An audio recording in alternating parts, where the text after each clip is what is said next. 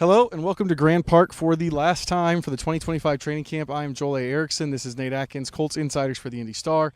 The Colts had a joint practice against the Green Bay Packers today. I watched the offense. Nate watched the defense. Nate, for the people out there, I really hope you have some good news.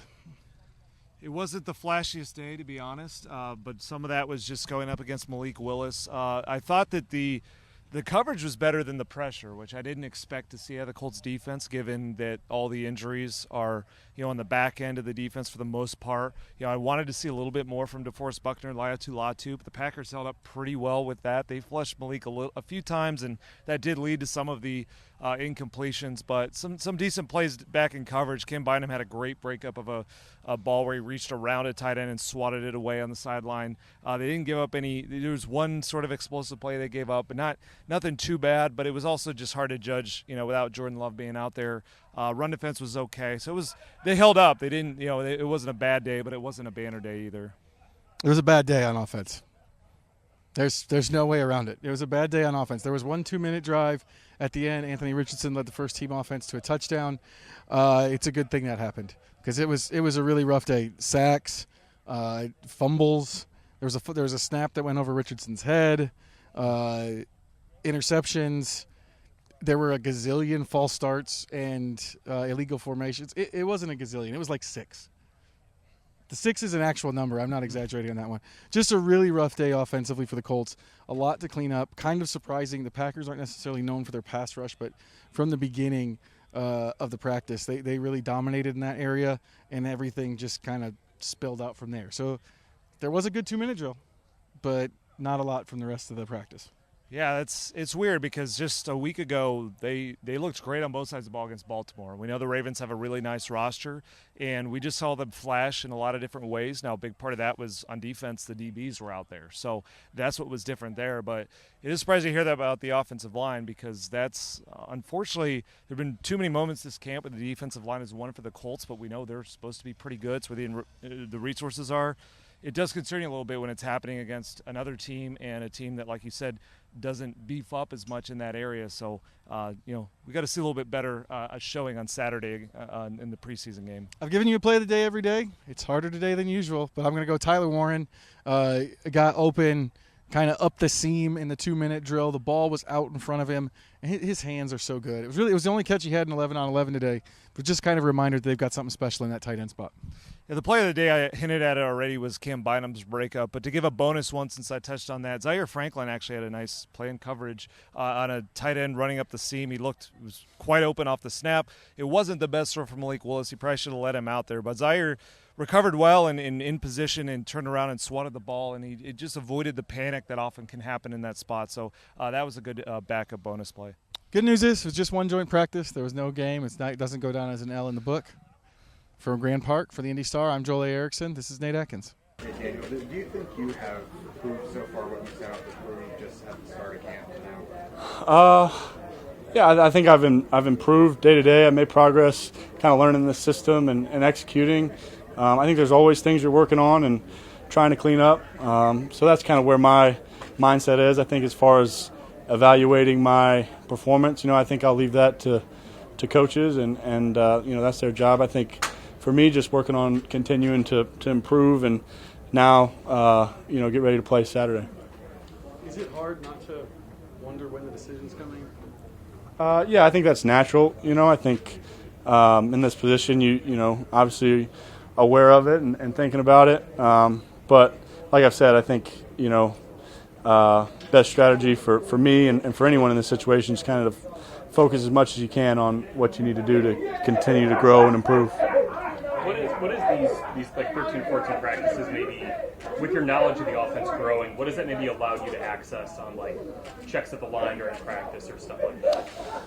Yeah, I think as you get more comfortable with the system, also, you see your defense more and get used to what they're doing and some of the looks you see from them and, trying to adjust protections here and there or get used to seeing a certain coverage and knowing where the spot could be to hit a open guy or, kind of seeing that with the receiver. I think all those things, it's kind of, that's kind of what training camp's about, is getting used to building a chemistry, building a rapport, communicating, and then recognizing it when you're out on the field and adjusting whatever that is. All the coaches and everyone else talks about how competition brings out the best in both players. Do you feel like it's brought something out of you? Has it created anything in you that you feel like has been beneficial to where you are now? Yeah, I think I think you're always learning, you're always growing. I think I've done that. This training camp has been great for me that way, like it always has. And competition, definitely encourages that. So I feel like I've played well and continue to learn and improve, work on the things that I haven't done as well. You've been in the league a long time, seen a lot of things. Maybe this is dumb, but what would you now, the guy you are today, what would you tell your younger self if you had the opportunity? Maybe prepare you for what? I think I don't know. I think that's a interesting question. I think looking back, I think you hear a lot of people say like you have no idea what you didn't know at that point, and a lot of that I think was good. You're kind of just ripping it and letting it go, and you have confidence because you don't know that you don't know a lot, if that makes sense. So I think that piece of it's valuable. I think as you learn and grow, I think sometimes you can try to learn and grow too much and understand that every situation's different. Every play is different. Every look's a little bit different. See it, play that play. Don't try to take something from a previous play. You want to learn, but there's a balance between, what can I learn, but also can I treat this play as it by itself, if that makes sense. And I think there's always a balance at quarterback of doing that. You want to learn, but every play is different, and because they played it a certain way last time doesn't mean you're going to play it the same way this time. But I think that there's so many things that could be a long discussion. Yeah. You have a reputation for preparation, being in the building early, doing all that kind of stuff. Did you have that coming out of college? Is that something that was helped by going to a team with a veteran quarterback? Where do you think that came from? I think Coach Cutcliffe at Duke was always, the preparation of the quarterback was emphasized strongly. So I understood that early on, and then being around Eli, being around Alex, Tanny, my rookie year, and kind of learning from them on how they studied and prepared for practice and games.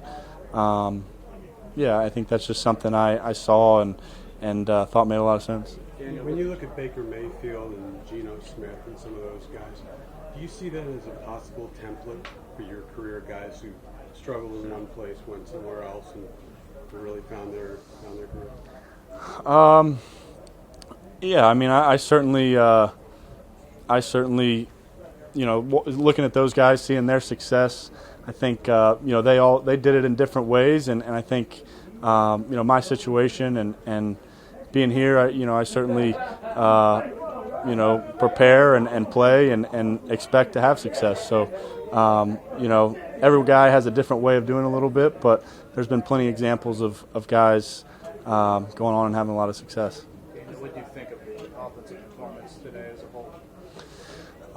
I felt like overall we probably weren't as sharp as we've been in a lot of our work leading up to this. I think a lot of things we can clean up offensively, but I think that's going to happen. And in joint practice, the speed and the intensity's ramped up a little bit. You're going against different looks that you haven't seen before. So I think it probably wasn't as sharp as we're used to being at this point at camp. So I think we'll obviously look to clean it up, but I'm confident we've put in a lot of work. We're a sharp group. I think we've had a good camp so far as an offense. Is there something you've had to be intentional about in terms of preparing like you're the starter without yet having that title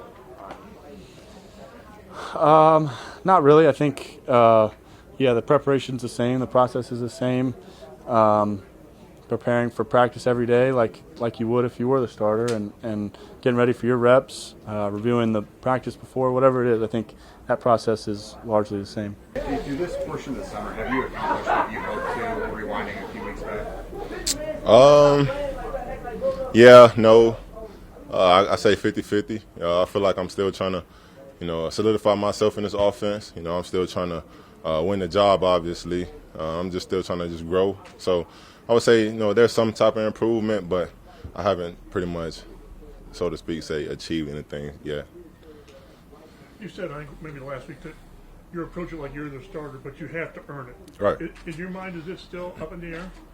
I mean, they still haven't said who's the quarterback yet, so pretty much it's still up in the air. So I'm just trying to do my job, do everything I can to help myself win this job.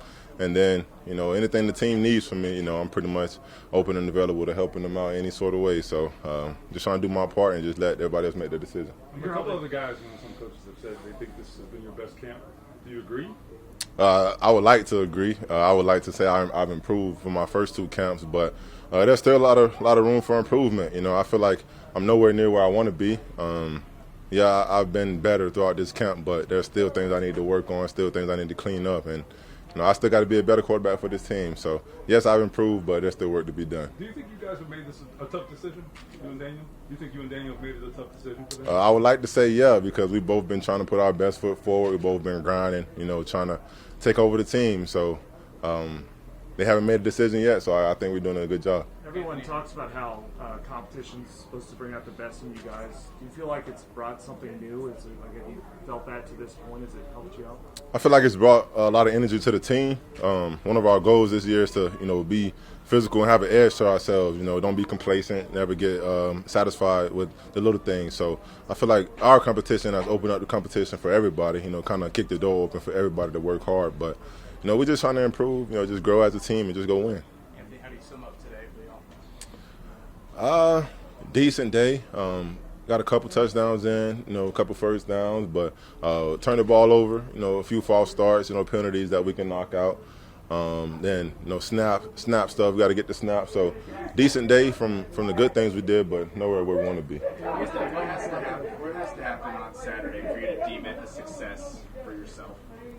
For one, stay healthy, stay in the game, That's probably the biggest thing I need to, focus on and be able to just be out there on the field, because the best ability is availability. So I just want to make sure I'm staying healthy throughout the game and throughout the season. But just making my reads, doing my job as a quarterback, moving the ball, putting up points, just doing what a quarterback should do. Did you have that thought at all when you left the previous preseason game? Of like, man, here we go again? Or Nah, not necessarily, because it was just a small thing to me. I was just like, well, that's unfortunate. My finger's like that, but I was trying to get back in the game. They told me, they ruled me out, but I'm still out here working. I'm still out here running around, practicing, having fun. So it's just something small, and I'm just looking forward to Saturday. Did it affect you at all in the practices since then, or have you been able to put it out of your mind?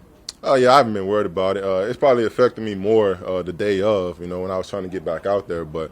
Lately, I've just been taping it up and just going out there and working. It hasn't stopped me from throwing the ball, and I feel like I've been throwing it pretty decent, even with the finger like this, but I'm just trying to do my job as a quarterback. Anthony, how much have you grown as a person and a player? So it seems like yesterday you were drafted, but here we are 2 years later. How have you progressed on the field and off? A lot of things have changed since I got drafted. I got drafted at 20, so young, don't really know a lot, learning a lot in this league. Learned a lot from a lot of people around me, and I feel like the people I have around me have shaped me into a better man. The things I've been through have shaped me into a better man. My teammates have helped me, become a better man. And I just feel like all that just transitions into my play style, just being a better player. Because, if you, build up your character and become a great man, then everything else will take care of itself, because, God has a plan, and I just want to be a great man of Christ and just let him take over the way. Do you think you have a better understanding of like what it means to be a franchise quarterback, being a little bit older now versus being 20 coming into the league? I feel like I have an idea of it. I wouldn't say I have a complete understanding of it yet, because, I haven't been tagged as the franchise guy yet. So there's still some things I'm trying to learn, but I definitely know a little bit more about the NFL and how things should be taken care of and how your business should be put first. But I'm just working, and I'm just trying to be the best version of myself for everybody that's here. Ed Dodds mentioned that like you kind of came up through like the COVID year or whatever, and he was saying even like something like note taking and all that was a little bit different because some of the stuff you had to do was like virtual in Florida or whatever. So for you, what was that transition like? And I guess what you learned about someone like the, I guess, behind the scenes stuff that might look different from what you learned because of circumstances you're in? The behind the scenes stuff, like, I would like to think you're talking about film and all that. Yeah. I don't feel like there's anything different. It's probably more intensive. You got to put more work in to be a professional in this league. But I feel like if you want to be great, you got to do what the greats do. You got to put the work in, watching the film. You got to put the work in, studying your playbook, and that's something I've been doing since college. College has taught me a lot of that. But I feel like as I got here, I kind of took a deeper step and a deeper dive into that because being a master of your craft, it just makes it easier to go out there and perform. So I'm just trying to do that, but I don't feel like there is that much of a difference, but the intensity. That play against Baltimore got a lot of attention, obviously. Have you done anything just different or extra since then to just kind of prepare yourself for the next time that situation comes up? For one, making sure I know exactly my problem when it comes to those offensive plays. I thought I was good, but obviously I wasn't. So that's a knock on me. I got to be prepared better. I got to make sure I'm doing my job better. Even if something like that does happen, I got to just leave it in the past and just continue to grow. I haven't necessarily been too focused on it. Coach is hard, making sure I know what I'm doing every step of the way. So I'm just trying to take a deeper dive into that and just making sure I understand the offense a lot more, just so I can make things like that easier. What's going on? I'll start off. Good work today. Thanks to the Packers for coming out here. Obviously a first-class organization, so got some really good work in today with those guys. Obviously, definitely some things to clean up. Obviously, I'll go back and watch the defense since I was on the offensive field, but overall, thought it was some really good work today. So you know what Josh did? He has a hamstring. Yeah, he's got to deal with a ham right now. How concerned or bothered were you just by the offensive front and giving up a lot of pressure today? Well, I think more than anything is penalties. I mean, every time I looked up, I felt like, we were in the backfield or illegal formation, so we got to get that cleaned up. Obviously, penalties are a big part of those things. That's hidden yardage. You don't want to have that happen in the game. That just comes down to focus, and so we got to get that cleaned up moving forward. Shane, would you like to make the quarterback decision by the next game, by after the second game, just so you can get your starter and all those first? Yeah, we'll work through that. We got obviously had today. We got a preseason game. We got some practices next week, and we'll work through it. Again, I don't have an exact timetable on it, but sooner than later would be nice. Shane, how much of the quarterback decision is going to come down to stuff that us fans can't really see easily? Is it the right play? Does the ball go in the right spot? That kind of thing. Yeah, I think that's a big part of it. Playing in this league is the operation of it and moving the ball consistently up and down the field. Like I said, both have been doing a nice job. So we'll go from there. But I'm pleased with both of them, and we'll make that decision when it needs to be made. You won't tell us now, obviously, but do you feel like you know where you're going with this? I don't. I want to see how this thing plays out on Saturday, and then we'll see, early next week and see where it goes. Is there anything you liked about the offense today? I thought we finished the 2-minute drive there at the end was pretty good. There was some good. I don't think it was all bad. Every time you go back and watch the tape, it's probably not as bad as you think when you're in the moment. But really, more than anything, it was just the penalties that were stacking up. That's just moving us in bad situations, 2nd and long, 3rd and long, and those are hard to overcome. Were more of those false starts or legal formations? Legal formations, we had a few false starts and illegal formations, tackle in the backfield. Obviously, that's a big point of emphasis is moving the tackles up. My fault. I like to use my hands a little bit there. It's a moving around. Steven, yeah, so we got to get that stuff cleaned up. Is that you see like a theme there at all with those pieces? Yeah, I think it's just obviously locking in. It's when you get hot and it's tired, that's when the focus has really got to pick up and lock in. Because when you are tired, that's when the most mistakes happen in football. So it's just locking in mentally and going from there. Are there any updates on Kenny's knee right now? I don't have any, but I know he's feeling good. I know that. I know he's feeling good. Alec too. Yeah, Alec's doing better as well. Did Samson leave with? Yeah, he has a back. He's got a back. Hey Shane, you wrap up the Grand Park portion of training camp. How beneficial was the time spent here? Do you feel like you checked the boxes you wanted to? I did. I thought we had a really good camp. I think, from the last couple of years to now, just the intensity of practice, being in great conditioning shape. We've had way more reps than we've had since I've been here with the scrimmages, the long drive drills, the sudden change drills, creating that edge. So I really like where our football team's at, going into, the second preseason game. How would you evaluate the day Andy Mitchell had today? I thought he did some good things. Obviously some plays he'd probably want back there, a few of them, but he was able to bounce back after that one on the end cut and make a play. But then we got to hang on to the football too. So, he's doing some good things. He's separating, but overall, there's some things to clean up. But I thought it was fine. Shane, how much do you think your injuries as a corner will impact roster cuts?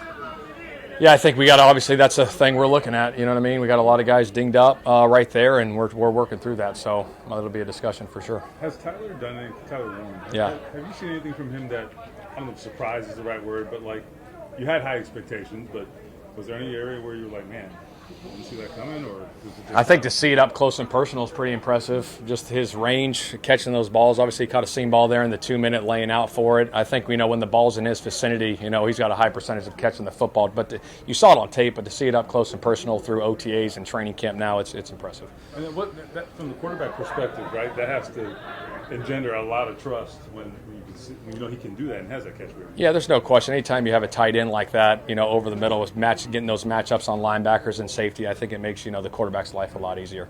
More injuries, but Jalen and Juju have been out a couple of weeks now. Is there any timeline on those guys? No, they're progressing well, but there's not a timeline on it right now. Shane, is there anything with the quarterback decision, like, you obviously want the competition to play out, but how much do you feel like the team needs to know who that quarterback is? Yeah, I think so. I think that's part of it. I think obviously it's a big decision that's got to be made, and we'll work through it. And I'll have discussions, with Carly and Chris, and we'll work through it here soon. Couple more. Yeah, I'll make the decision, but I'll have conversations with them. Yep. Shane, you and the Packers both all wore these KTS shirts today. Just what sort of impact do you think that might have? I think it's huge. I think I've said this before. I think when you look around the world, there's a lot of people that struggle with mental health, and just spreading the awareness. And Kaylin does a phenomenal job, with the organization and the charity, and just letting people know that it's okay to not be okay. And I think that's real. Athletes go through it, humans go through it, and I think you can speak about it and be open about it and be vulnerable about it, and it helps. It helps everybody. Are you open to using that third preseason game to still evaluate this quarterback battle, or is it your preference to not risk them in that situation? Yeah, we'll see. I'll work through that, and if I have a decision before that game, then we'll see where it goes. Can't complain, hanging in there. What do you see? I mean, not to start with a quarterback question, but you have a good vantage point, right? These two guys. Have you seen them kind of grow throughout this camp? And they hope to make each other better. What the coaches said. Do you think that's happened? Yeah, for sure. I mean, like I always say, competition brings out the best in people. So I think for them, just knowing that they're kind of competing against each other just kind of makes them, in a sense, want to do better. I mean, as a team, we kind of just, it's part of the game. Everybody's kind of in competition with everybody. So just knowing that, it'll bring the best out of both of them, kind of is best for the team.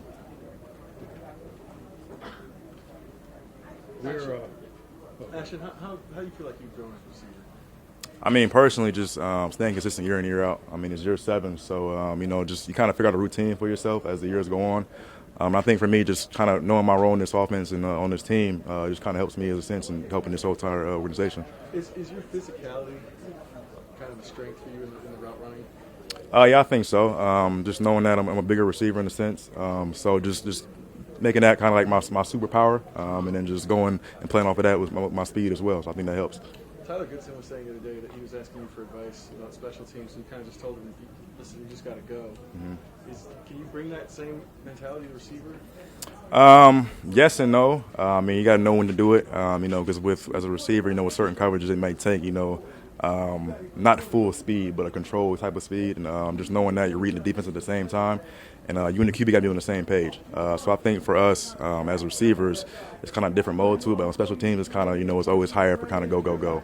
In addition to telling Tyler, you just got to go, is there any advice you give to just some of these other young guys that kind of see that their path to make a team is through special teams and are fighting that battle? Just when you think back to when you were in their shoes, like what kind of advice do you offer those guys? Just sticking to it, knowing that everybody pretty much goes to that special teams phase, trying to figure out their role on the team. A lot of guys kind of ask, what I got to do to get on the field. I say, teams helps you stick. Giving good effort, putting on film, whether it's on a practice squad, red team, whatever it is, giving good looks goes a long way for the whole team. You mentioned the special teams phase, but you've carved out like an all-pro career at it. How have you, coming into the league, you probably have big aspirations of being like a star receiver, but you really made your niche in special teams, being one of the best in the league. How do you find yourself kind of leaning in? Just like I said, just doing what you can for the team, understanding my role, and I'm gonna give high effort whatever it is I'm doing. For this team, they need me to be good at special teams. So for me, it was, shaping into that mold and being the best player I could be in that role. And just on the offensive side of things, staying consistent as well there. And once you be able to do that, you kind of balance both sides of it and, just kind of go from there. Kind of with Goodson, a similar situation. Mason said Goodson had very little special teams prowess when he came in, and he helped, you helped, and now he's like a cool guy. How have you seen him grow these last few years? Goody's been great. Great teammate to be around. Great person to be around. He goes on the football field. He's head down, goes to work. Doesn't really say much, but he's always out. He's out there. He's gonna make a play. I think that's why he sticks so well on his team, because he's just high effort. Just doing what he does for this team. With all those kicking the stigma shirts around, what's your standpoint as an athlete on this? I think it's big. Knowing that mental health is something that everybody kind of goes through. Whether it's big or small. Knowing we're all in this together. Knowing that just the biggest thing is if you're not okay, it's okay not to be okay. Just speaking up for what it is that's right in our mental health. I think is big for everybody. Last one. Good. You have obviously a lot of idea about what you're doing, but I mean, what are the things, if anything, you've learned through this camp? I think you're always learning about guys. The more exposure you get, just their like Daniel's new, obviously, so just how he operates, his personality, how he does things. I mean, Anthony, we've been around, but just coming back another year of maturity and being in the offense, it's just like any player. The more you're around him, you learn more stuff. We talked to you the weekend that you guys drafted Anthony, and you kind of gave your assessment then. How have you seen him grow in these few years now? Just more time on task. Just how, at Florida, just not playing as much. And like his freshman year was COVID. So, meetings were remote. So all of that's been kind of new, right? Like learning how to do that, learning how to operate in the meeting room, how to operate, just setting yourself up when you're outside the building, and what the coaches expect of you, even when you're in the building but not in the meeting room. That extra stuff that quarterbacks are always doing. Those are the kind of things that you just seen him grow with, because he didn't have to do them at Florida. It was young. He was young. They didn't have it, number one. COVID was a big inhibitor of that. So that's all been new, and that's been good to see. Ed, this is kind of where you guys are, but it's not ideal to be here and not know who your quarterback is, or you just make up what you do? It's a competition, It's going to bring out the best in both of them. But, obviously we'd all love to go into it with, hey, we got, this, like Josh Allen or Patrick Mahomes or something like that. But that's not life. So, do you feel like this has been the best of both of them this camp? Kind of, has the competition got you at that place? I think it's helping both of them, and they can both get better. You mentioned all the stuff that Anthony's done, like behind the scenes that we can't see. When it comes to making that evaluation for who's going to be the starter, how much weight do you guys put on the stuff that none of us can see? It's like all behind the scenes, or making checks at the line. Like how much weight does that serve? It's a lot of it, And Shane will make that ultimate decision with his staff. But sometimes we don't even see it, until we hear the coaches talk about it. If someone makes a mistake or doesn't, make the right check or call. Sometimes we can't see that because we don't know the play call until after the fact, and that's where it helps me in having such a close relationship with them, and they share that stuff with us. Do you view this as a make or break year for Anthony? No. I guess why not? Why not? Because he's young and he's talented, and we knew it was going to be a long-term project. In what ways has Tyler Warren maybe confirmed some of the things you saw in the evaluation of him leading up to the draft? Yeah, it's kind of from day one. It's pretty easy with that one. Really just when he catches a ball, it's just those natural instincts to weave it. Like the first day, there was a screen, and just how he maneuvered in and out of traffic and let his block set up. It was just natural. I asked him about the blocking aspect of it, and he said, you just can't make a mistake at this level. Right? He kind of got his eyes open with that. What have you seen there, and there's always room to grow? Is he growing there? I think so. I always kind of think it's like a boxer. He who makes first contact usually wins. So just getting better with his hands, and which he is. He punches. Like the good ones, they always initiate that contact and seize the initiative, but without getting out of balance. Sometimes they just get their hands a little wide or something like that. But he he's pretty good. And he's getting better at it too. Just his like this attitude. I mean, you know, guys, it's only going to take you so far, right? You got talent, but like just take how he's wired, how he's built. How much does that make him who he is? How much does that play into who Tyler? he is? Yeah, he's pretty quiet. It's confidence, I think. But like he's like a serious player. Right? He's like Yeah, a serious guy, right? You know? I think it's just like he's one of those guys. You know, he was a quarterback growing up, and he just knows he's good. Like, I think he's just always been good at whatever he played. So, yeah, he go play tight end now, and he's good at that. So, I think that's more what it is. Does you know, positional need that comes across because of injury, does that change the pro scouting department's job at all? Do they focus in more on some of the spots where you know, it feels like every camp there's one spot that just. You must be talking about corner. I wasn't going to say it. I mean, yeah. Yeah. No, we're always. I mean, That's why you do the work ahead of time. You know, you don't wait till you have an injury. I mean, we kind of do that work ahead of time, and we have a list ready. Now it's just, is that player available or not? Can we get them? How long is our guy going to be out? You know, is there someone young on our team that we weren't expecting that's going to step up and make a big contribution? You know, that's where you start weighing in all that stuff. How hard is the process of trying to read, you know, what other teams are going to do in terms of, is this guy going to be available or not? It's not too bad. I mean, you know, you can watch the way they're playing guys in the preseason games.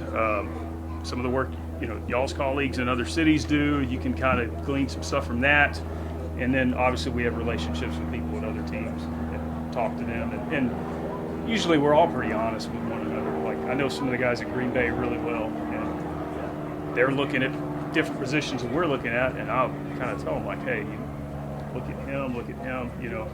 And that one asked me about a player today, and I said, "You're wasting your he's going to make it. Don't worry about it." You know. So there's avenues to get that information. And then obviously you can get. I mean, Sam Womack ended up playing. You guys got him at the. Yeah. He played 500 snaps or something on defense. Yeah, and we knew him in college, and then, you know, Chris has a really good relationship with John Lynch, and they had a log jam there, and it was him and another guy, and it was, you know, you could trade for one of them, or you could take the chance and just make the claim or see if you can get the waiver claim. But since there was two of them, and then there were other players at other teams that we also liked, that's where you say, look, let's not make the trade. Let's let it come to us. With Latu, what's the biggest jump that you tend to see from first and second year to that position? I think they just stop thinking. Okay. You know, they stop thinking and just start playing more. So everything's a little faster on their end. Did you see that from him last year? Yeah, I think he's, you know, you're trying to figure out the little tricks that offensive tackles at this level do. He's thinking about his assignment, you know, if the front's moving or something, and then just delineating run to pass. That's kind of the hardest part too. So, and I think that's just all speeding up for him. What do you think Cam Bynum's brought to this defense, specifically with Lou as the coordinator? You know, he's really smart, and he's a leader. He's, you know, he's a former corner, so then having that ability to cover back there at that position is huge, and that's because he was a really good corner in college. He just wasn't blazing fast, and I think Minnesota saw him kind of the same way we did, because we talked about moving him to safety, and that's exactly what they did. Ed, coming into this game, the last one here, guys. Do you think Anthony needed more growth off the field or on the field? Probably both. Yeah. Do you feel like you're seeing that, I guess, off the field for now, and then hopefully on the field? Yeah, I think it's the same. I mean, we've seen it. He just got to keep being consistent and carry it over day to day to day.